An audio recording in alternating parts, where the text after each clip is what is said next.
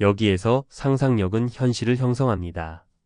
당신은 이제 창조의 비밀을 풀고 내면의 힘을 활용하며 원하는 삶을 만들어 갈 준비가 되셨습니까?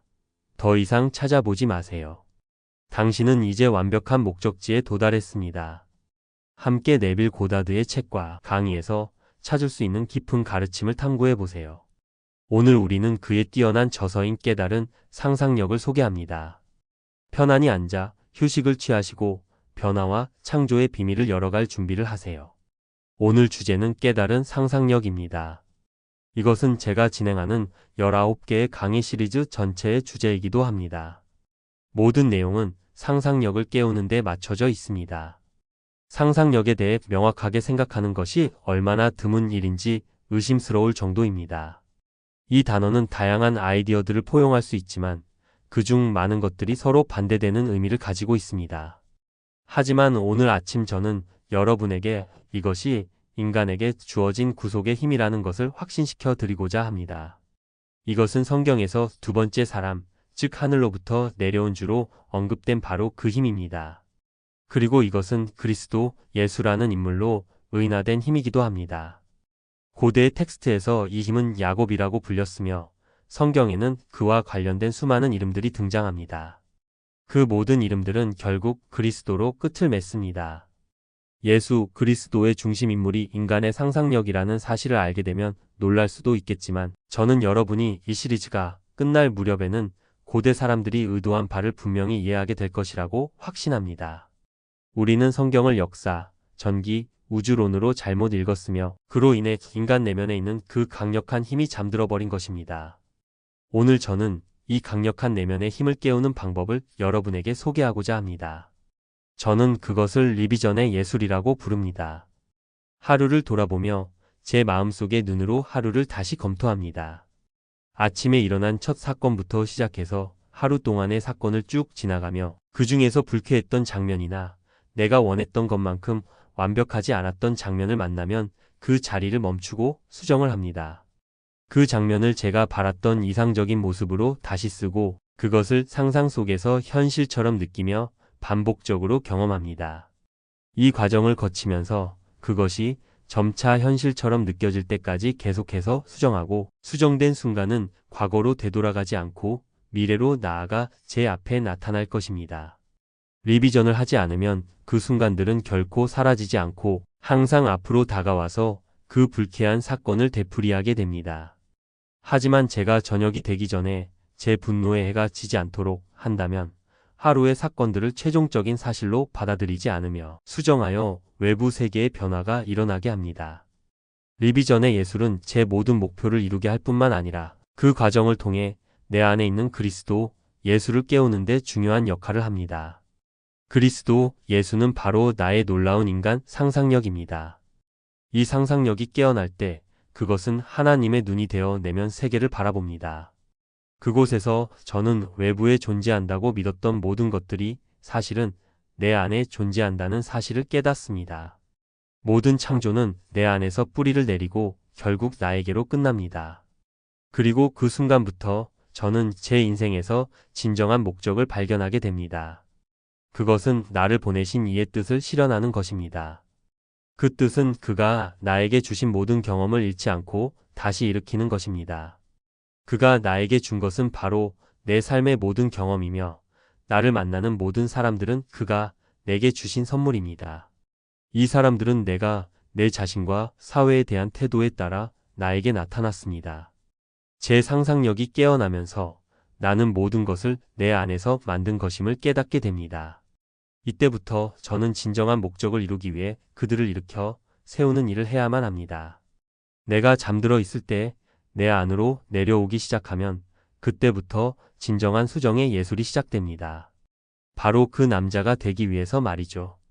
그 남자에 대한 당신의 인상이나 사실들이 모두 눈앞에 펼쳐져 있더라도 상관하지 마세요. 당신이 깨어나면 그 남자를 당신 안에서 들어 올리는 것이 당신의 의무입니다. 그러면 그가 결코 당신의 불쾌함의 원인이 아니었음을 알게 될 것입니다. 그를 보고 불쾌함을 느낄 때 당신 안을 들여다보세요. 그러면 불쾌감의 출처를 발견하게 될 것입니다. 그것은 거기서 비롯된 것이 아닙니다. 이 점을 설명하기 위해 사례를 하나 들어보겠습니다. 몇몇은 내가 지난 목요일 TV에서 이야기한 걸 들었을 수도 있지만 여기 있는 사람들 중 2,300명 중에서 150명 정도가 들었을 것입니다. 그리고 그 이야기를 들었더라도 여러 번 들어봐야 합니다. 왜냐하면 그것을 들을 때 그것이 당신이 실제로 행동하게 할 것입니다. 왜냐하면 제가 말했듯이 여러분이 19편의 강의를 모두 듣고 제가 전하려는 모든 지식으로 가득 찼다고 해도 그것을 실제로 적용하지 않으면 아무런 도움이 되지 않을 것입니다. 반면 적은 지식이라도 그것을 실제로 실천에 옮기면 훨씬 더 가치 있는 일이 될 것입니다. 그래서 이 사례를 오늘 반복해서 이야기하는 이유는 적어도 100명 또는 200명이 그것을 들었더라도 여러분이 그것에 대해 실제로 행동해야 한다는 것을 기억하게 해줄 것이기 때문입니다. 지난 5월 뉴욕시에서 한 여성이 있었는데 그녀는 몇 년 동안 절을 다녔습니다. 저는 간단한 말을 했습니다. 사람들이 말씀을 듣는 자가 아니라 실천하는 자가 되어야 한다고 말이죠. 만약 사람이 듣기만 하고 듣고 난 후에 그것을 적용하지 않으면 그가 들은 것을 실제로 증명하거나 반증할 수 없다고 했습니다. 그리고 저는 몇 번만 절을 들었던 한 여인의 이야기를 들려주었습니다. 그 여인은 집에 돌아가서 이 이야기를 들은 후 그동안 들은 것을 정말로 적용하겠다고 결심했습니다. 그 여인이 한 일은 이렇습니다. 2년 전 그녀는 격렬한 다툼 후에 며느리에게 아들 집에서 쫓겨났습니다. 아들은 어머니에게 내가 어머니를 사랑한다는 것을 증명할 필요는 없어요. 매일 같이 그걸 증명하고 있다고 생각합니다. 하지만 만약 이것이 메리의 결정이라면 나는 그것을 유감스럽게 생각합니다. 하지만 나는 메리를 사랑하고 우리는 같은 집에 살고 있습니다. 그 집은 우리의 집이고 우리 가족이에요. 그녀가 이런 식으로 생각하게 되어 유감입니다. 그러나 이런 작은 것들이 폭발적인 사건으로 이어지죠. 라고 말했습니다. 그 일이 2년 전 일이었습니다. 그녀는 집에 돌아가 밤마다 2년 동안 자신이 어떻게 해왔는지 돌아보았습니다. 그녀는 2년 동안 그 일이 마음에 계속 떠올랐고 그로 인해 자신이 쫓겨난 집을 생각하며 괴로워하고 있었습니다. 하지만 그동안 수정에 대해 이야기해 왔음에도 불구하고 그 여인은 아무것도 수정하지 않았습니다. 그 여인이 이 이야기를 들은 후 무엇을 했는지 알려드리겠습니다. 그녀는 알고 있었습니다. 그날 아침에 편지가 아무것도 없다는 것을. 그것은 수요일 밤이었고 2년 동안 아무런 연락이 없었으므로 그동안 그녀는 손자에게 12번 이상 선물을 보냈었고 하나도 답장이나 인정을 받지 못했습니다. 그 선물들이 받았다는 사실은 알았지만 아무것도 답장이 없었습니다. 그래서 그날 밤 그녀는 2통의 편지를 마음속으로 작성하기로 했습니다. 그녀는 그날 밤 2통의 편지를 마음속으로 작성했습니다. 하나는 며느리에게서 오는 편지로 그녀에게 큰 친절을 표현하며 자신이 집에서 그리워하고 있다는 내용이었습니다. 그리고 언제 다시 그들에게 방문할 것인지 물어보는 내용이었습니다. 또 하나는 손자에게서 오는 편지로 그가 그녀를 보고 싶어하며 감사의 말을 전하는 내용이었습니다. 그녀는 마음속으로 이 2편지를 완성한 후 그것들을 상상하면서 자신이 실제로 받았다고 느꼈습니다. 그리고 다음날 그녀는 평소와 다름없이 아침을 맞이했습니다. 그러나 그날 밤 그녀는 믿을 수 없는 일이 일어났다는 것을 알게 되었습니다. 며느리와 아들로부터 연락이 왔고 그들은 그녀를 집으로 초대하고 싶다고 말했습니다. 며느리는 그녀를 그리워하고 있었으며 아들은 그녀가 다시 집으로 돌아오길 원했습니다. 그들은 그녀에게 사랑을 표현하며 모든 일이 해결되었다고 말했습니다. 그녀는 손자에게서 온 편지를 읽었습니다. 그 안에는 마지막 생일 선물에 대한 감사의 표현이 있었고 그 후에는 그를 만나지 못해 아쉬워하며 곧 만날 수 있기를 바라는 내용이었습니다. 이 2편지를 그녀는 마음속으로 외운 후 잠자리에 들기 전에 상상의 손으로 그 2편지를 들고 자신에게 읽어주었습니다. 그녀는 그 편지를 읽으며 그것들이 자신에게 기쁨을 주는 느낌을 일으켰습니다. 왜냐하면 그녀는 가족으로부터 자신이 필요하다는 소식을 들었기 때문입니다. 그녀는 이 2편지를 여러 번 읽으며 그 기쁨을 느끼며 잠들었습니다. 7일 밤 동안 이 작업을 반복했습니다. 8일째 아침 그녀는 2통의 편지를 받았습니다. 그 안에는 손자와 며느리로부터 온 편지가 있었고 그 편지 내용은 그녀가 7일 전 상상 속에서 작성했던 편지와 똑같았습니다. 그때부터 그녀는 2년간의 갈등과 불편한 감정을 되돌아보았습니다. 그 갈등이 어디서 시작되었는지, 그 불쾌감이 어디서 비롯되었는지 생각해 보았습니다.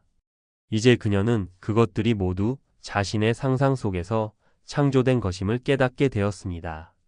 그녀는 이 이야기를 나누는 것을 허락했고 질문과 답변 시간이 되었을 때 그 이야기를 들은 관중들은 매우 놀라워했습니다. 그들은 이렇게 생각했을지도 모릅니다. 우리가 사랑하는 사람으로부터 사랑의 편지를 받는 것, 그리고 우리가 느끼는 모든 기쁨이 우리가 직접 써내는 것이라면 어떨까? 사실 많은 사람들은 내가 사랑하는 사람으로부터 편지를 받고 싶지 내가 직접 사랑의 편지를 쓰고 싶지는 않다고 생각할 수도 있습니다. 그러나 그 사실을 부정할 수 없습니다. 잠자고 있는 사람은 사랑의 편지가 다른 사람에게서 나에게 올 것이다 라고 믿습니다. 하지만 깨어난 사람은 내가 만나는 모든 것은 내 안에 있다는 사실을 깨닫습니다. 내가 알지 못했던 어떤 힘이 내 안에 있고 그것이 내가 만든 현실이라는 사실을 알게 됩니다. 그녀가 한 일이 바로 우리 모두가 할 수 있는 일입니다. 그것은 매우 간단한 일이며 여러분도 바로 내일 그 결과를 얻을 수 있습니다. 혹은 그 결과가 일주일 후에 올 수도 있습니다. 그러나 그 결과는 반드시 올 것입니다. 여러분은 과학자들처럼 특별한 실험실이 필요하지 않습니다. 여러분의 상상력만으로도 이 모든 것을 증명할 수 있습니다. 1905년 한 젊은이가 과학계에 충격을 주는 방정식을 제시했습니다.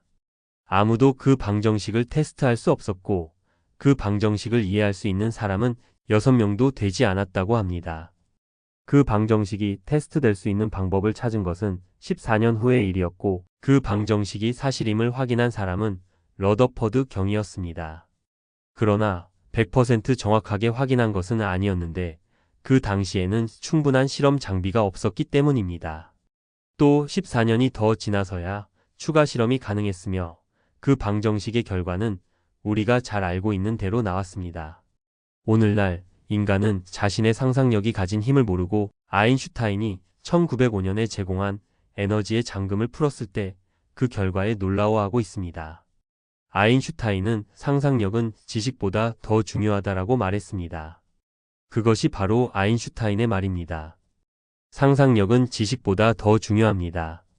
왜냐하면 만약 인간이 증거가 증명하는 사실들을 최종적으로 받아들인다면 그는 절대로 자신에게 주어진 구원의 수단인 상상력을 사용할 수 없기 때문입니다. 이제 여러분에게 이것을 시험해 보라고 요청하고 싶습니다.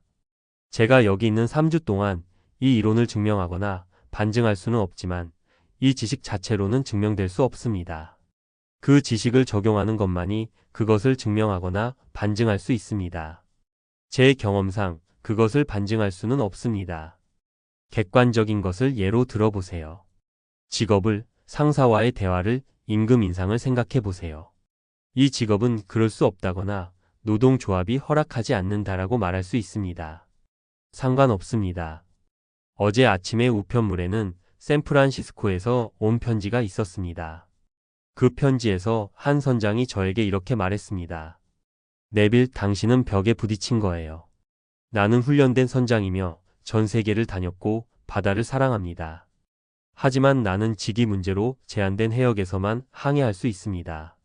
내가 무슨 말을 해도 노동조합은 절대로 허락하지 않습니다. 저는 그에게 말했습니다. 상관없습니다. 당신은 신이 주신, 즉 당신 자신의 상상력이라는 능력을 공간의 화면에 그림자를 던지는 것처럼 다른 사람에게 넘기고 있는 겁니다. 이제 방 안에 있다고 생각해 보세요. 그 방이 꼭 방이어야 할까요? 상상력을 사용해서 이 방을 다리로 바꿀 수 있지 않나요? 이곳은 이제 다리가 되고 저는 당신의 배의 다리에서 손님이 됩니다. 당신은 노동조합의 제한을 받지 않고 당신이 원하는 해역에서 배를 항해하는 것입니다. 이제 눈을 감고 바다의 리듬을 느껴보세요. 제가 느끼고 있는 것과 함께 기뻐해 주세요. 이 원리를 처음으로 증명하며 바다에서 원하는 곳에 있는 기쁨을 느껴보세요. 그는 이제 밴쿠버에서 배를 타고 파나마로 향하는 중입니다. 그는 이제 노동조합이 허락하지 않았던 해역을 항해하고 있습니다. 이것은 노동조합을 무시하는 것이 아니라 자신이 원하는 것을 이루는 법을 이해한 것입니다. 법을 어기지 않으면서 그가 원하는 곳에서 항해하고 있습니다. 또한 그 할머니는 더 이상 사랑하는 집에서 배제되지 않았습니다. 그 집에 돌아가서 가족과의 교류를 다시 시작할 수 있었습니다. 그녀는 자신을 2년 동안 그 집에서 배제한 것은 바로 자기 자신이었다는 것을 깨달았습니다. 그 남자도 마찬가지로 18개월 이상 동안 자신을 구속하고 있었습니다. 그들은 모두 자신 안에 있는 힘을 깨닫지 못한 채 시간이 흘렀습니다. 저는 여러분 각자에게 말합니다. 여러분의 외부적인 편안함이나 종교를 빼앗고 싶지 않습니다. 모든 것이 잠자는 사람에게는 장난감처럼 여겨지기 때문입니다. 하지만 제가 여러분에게 알리고 싶은 것은 그것이 깨어나면 전혀 다른 세상이 보인다는 것입니다. 그것은 잠자는 사람이 절대로 볼 수 없는 세상입니다. 그리고 나서 그 사람은 자신의 내면에서 하나님이 주신 모든 존재를 키워 나가기 시작합니다. 하나님은 이 땅에 사는 모든 사람에게 그를 주셨다고 말할 수 있습니다. 이 목적을 위해 아무것도 버려져서는 안 됩니다. 세상 모든 사람은 구속되어야 하며 여러분 각자의 삶은 이 구속이 실현되는 과정입니다. 그래서 우리는 불쾌한 것이라 해서 그것을 버리지 않고 그것을 수정합니다. 그것을 수정하면서 우리는 그것을 취소하고 그것을 취소할 때 그것은 우리 안에 있는 힘을 화면에 비추어 보여줍니다. 그 힘은 우리의 놀라운 인간 상상력입니다. 저는 인간이라는 말을 신중하게 씁니다. 어떤 이들은 제가 신성이라는 말을 쓰기를 원할지도 모르지만 그 단어 자체는 인간에게 아무런 의미가 없습니다. 그는 그것을 자신에게서 완전히 떼어놓았고 지금은 그것을 다른 이름으로 부르며 그것 앞에 무릎을 꿇고 있습니다. 저는 인간 상상력이라고 말합니다. 블레이크가 말했듯이 강, 산, 도시, 마을은 모두 인간의 것이라 했습니다. 눈이 열리면 그들은 당신 자신의 가슴 속에서 당신의 놀라운 가슴 속에서 보게 됩니다. 그들은 거기에서 뿌리를 두고 있습니다. 그들이 떨어져 나가고 나서도 떨어져 있지 않게 하세요. 그들을 일으켜 세우세요. 왜냐하면 제 아버지의 뜻은 그가 주신 모든 것을 내가 하나도 잃지 않고 다시 일으키는 것이라고 하셨기 때문입니다. 저는 제 개념을 수정하고 다른 사람을 이상적인 이미지로 바꾸며 그가 보게 될 때 그를 일으켜 세웁니다. 그가 제게 해줬으면 좋겠다고 사랑스러워했던 그대로 다른 사람에게도 행할 때 그 사람은 일어나게 됩니다. 그 사람이 일으켜 세운 뒤 어떤 일이 일어나는지 말씀드리겠습니다. 우선 그는 이미 내면에서 자신을 돌아섰습니다. 더 이상 그는 세상을 순수한 객관적으로 보지 않으며 모든 세상은 그 자신과 주관적으로 관련이 있습니다. 그가 그것을 일으킬 때 그는 자신 안에서 꽃을 피웁니다. 제 눈이 처음 열렸을 때 저는 예언자가 본 것처럼 인간을 보았습니다. 저는 그를 나무처럼 걷는 존재로 보았습니다. 어떤 사람들은 사슴의 뿔처럼 작았고 다른 사람들은 그들의 위험 속에 웅장했습니다. 진정으로 깨어있는 사람들은 모두 만개한 상태였습니다. 이것이 바로 하나님의 정원에 있는 나무들입니다. 고대의 수정된 방식에서 나온 구약 이사야서 61장에 나오는 내용과 같습니다. 죄를 대신하여 아름다움을 주고 슬픔을 대신하여 기쁨을 주며 무거운 영을 대신하여 찬양의 영을 주어 그들이 의의 나무들로 변하게 하여 하나님의 영광을 드러내게 하라. 이것이 바로 모든 사람이 해야 할 일입니다. 그것이 바로 수정입니다. 사업이 끝나서 더 이상 회복할 수 없다고 생각할 때, 조건이 나쁘고 모든 것이 재처럼 변했을 때 그 자리에 아름다움을 놓으세요. 건강한 고객들을 보세요. 건강한 재정, 건강한 태도, 건강한 감정, 그들이 여러분과 함께 쇼핑하는 모습을 보세요. 공장이든 가게든 해고당한다고 해도 그것을 일으켜 세우세요. 그 자리에 제 대신 아름다움을 놓으세요. 누군가가 슬픔에 잠겨 있다면 그 자리에 기쁨을 놓으세요. 누군가의 마음이 무겁다면 그 자리에 찬양의 영을 놓으세요. 그렇게 하루하루를 수정하고 수정하는 동안 여러분은 돌이키고 돌이킴으로써 그때 잃어버린 에너지가 올라오기 시작합니다. 여러분은 의의 나무가 되어 하나님의 영광을 드러내는 식물이 됩니다. 제가 이 아름다운 땅에서 걸어가는 이들을 봤다고 말씀드릴 수 있습니다. 사실 이 땅은 하나님께서 주신 정원입니다. 우리는 자신을 부정적인 자아, 개념에 가두고 그곳에서 스스로를 내쫓았습니다. 다니엘서에서 말하듯 우리는 한때 이 웅장한 나무였고 그것은 뿌리에서 떨어졌습니다. 이제 그 나무는 다시 자라지만 이번에는 의식적으로 자랍니다. 과거의 영광을 잃어버린 그 나무는 다시 자라면서 자신이 정말 무엇인지 알게 됩니다. 그것이 바로 인간의 승화입니다. 그것은 완전한 형태의 변형입니다. 나비로 변하는 고치와 같습니다. 인간은 잠자는 동안 그대로 있는 것이 아니라 깨어나면서 그가 보이는 것과는 다른 형태로 변합니다. 제가 말하는 것은 현실입니다. 이 나무들이 바로 인간이 깨어나면서 나타나는 모습을 상징합니다.